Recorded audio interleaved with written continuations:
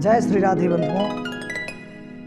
हमारा एक प्रश्न है आपसे कि संसार में सबसे बड़ा बल क्या है? सबसे बड़ा बल क्या है? नारद जी महाराज भक्तिसामृत सिंधु में एक बड़ी अद्भुत बात कहते हैं कि भगवत कृपाल साधवा। इसी को रूप गोस्वामी जी कहते हैं कि गुरोर भजन विक्रमात्। इस जगत में सबसे बड़ा बल क्या है? सबसे बड़ा बल जानने के लिए हमें सबसे छोटा बल जानना पड़ेगा, तब ना हम जानेंगे कि सबसे बड़ा बल क्या है, और उसकी वास्तविकता में महिमा भी हमें समझ में आएगी कि किससे किससे बड़ा है। सर्वोच्च बल किसका बड़ा होता है? तो सबसे छोटा बल होता है बंधुओं, आप विचार करिए क्या होता है? सबसे छोटा बल होता है धनबल। कुछ लोग कहेंगे कि धनबल तो महाराज आज की डेट में बहुत बड़ा है, पर मैं जिन चीज़ों से कंपैरिजन कर रहा हूँ उसके मुताबिक धनबल सबसे छोटा बल है। धनबल से बड़ा क्या होता है? कुछ लोगों के लिए बड़ा होगा, पर मैं जिन चीज़ों से कंपैरिजन कर रहा हूँ, आप समझ रहे हैं ना, उन चीज़ों से वो बहुत छोटा है। धनबल से बड़ा होता है तनबल। भाई जब शरीर रहेगा तभी ना धन काम करेंगे, अगर शरीर ही नहीं रहेगा तो धन का कहाँ उपभोग करेंगे? उपभोग तो तभी संभव है जब आपके पास शरीर रहेगा। अगर 95 साल के वृद्ध व्यक्ति को 1 करोड़ रुपए दे दिया जाए और कह दिया जाए आप इसको उपभोग कर लो, जिसको डॉक्टर ने दाल पानी को भी मना किया हो, वो कैसे रबड़ी भी नहीं खा सकता है, चल फिर भी नहीं सकता है, कोट पैंट भी नहीं पहन सकता है, उसको केवल 4 पाई में लेटे रहना है, वो धन का उपभोग कैसे कर पाएगा? नहीं कर पाएगा। एक बहुत बड़ा अमीर व्यक्ति था जिसका घर स्वयं सोनों से रत्नों से रचित बना हुआ था। जहां बैठता था वहां सोने की कटोरी सिंहासन सब कुछ सोने का रहता था।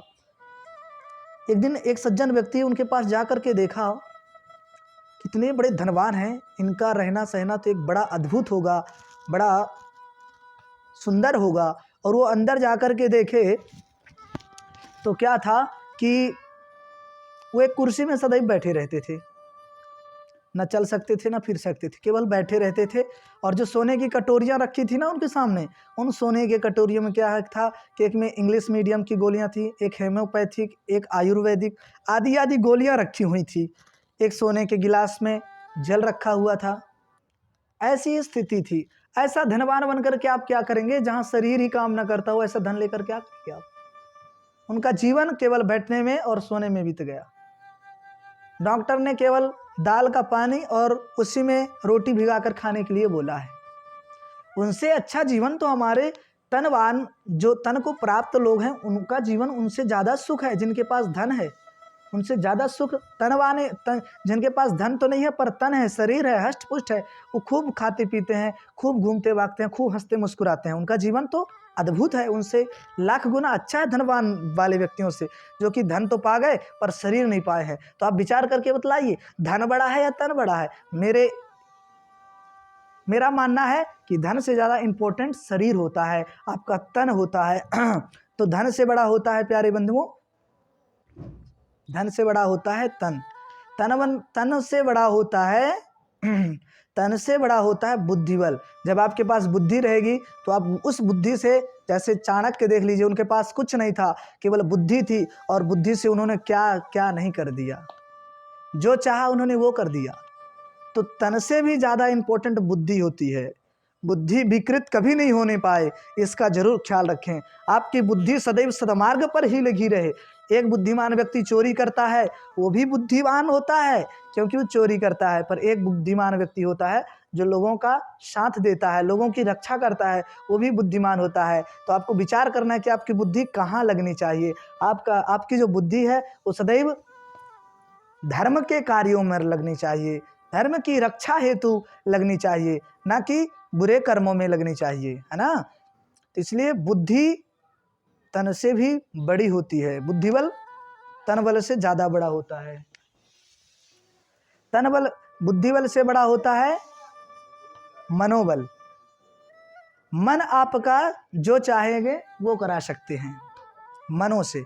आप मन से यहाँ बैठे हैं पर मन से आप सुंदर सुंदर कार्यों को सोच रहे हैं, सुंदर सुंदर स्मरण बना रहे हैं, तो मन ज़्यादा बड़ा होता है। मनोबल से बड़ा होता है आत्मबल, आत्मबल से बड़ा होता है, अगर इस जगत में सबसे बड़ा बल है तो वो है परमात्मा का बल, सर्वोच्च बल। वो सामर्थ्यवान है, वो कुछ भी कर सकते हैं। बिनु पग चलहि सुनहि बिनु काना, और समर्थ को नहीं दोष गोसाई, रवि पावक सुरसर की नाई। वो सामर्थ्यवान है, जगत पिता जगदीश्वर जगन्नाथ हैं।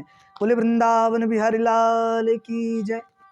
आप सब अपने जीवन में सदैव इस विचार को उतारिए कि इस जगत में बुद्धि तो सभी के पास होती है, पर इस बुद्धि को किस कार्यों में लगाना चाहिए ये हमें समझना है।